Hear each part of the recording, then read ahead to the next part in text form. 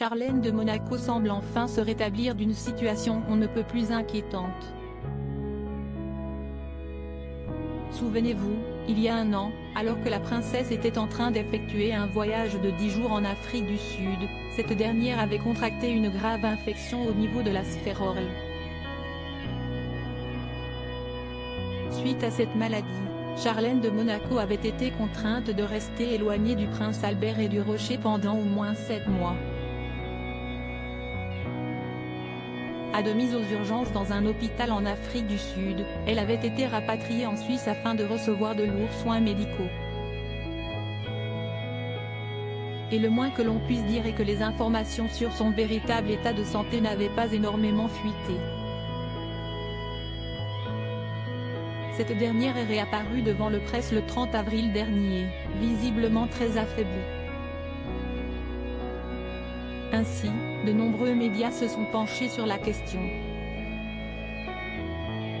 Le magazine américain You a ainsi publié ses recherches, déclarant que Charlène de Monaco aurait notamment été victime d'une lourde crise d'épilepsie après avoir été opérée des sinus et subi une greffe osseuse. Charlène de Monaco aurait eu une grosse crise d'épilepsie après son opération CIST à la fin de l'été 2021 que cela est arrivé, soit quelques semaines à peine après avoir été transférée en urgence à l'hôpital de Durban.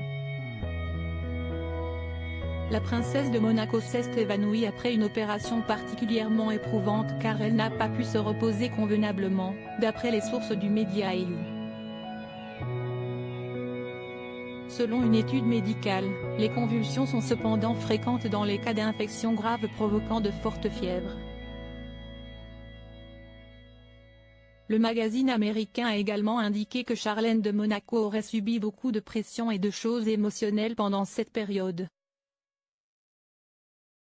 Au cours de ces 7 mois passés loin de son mari et de leurs jumeaux Jacques et Gabriella, la princesse avait par ailleurs conscience que les regards du monde entier étaient tournés constamment vers elle. À comprendre, une convalescence placée sous le signe du stress.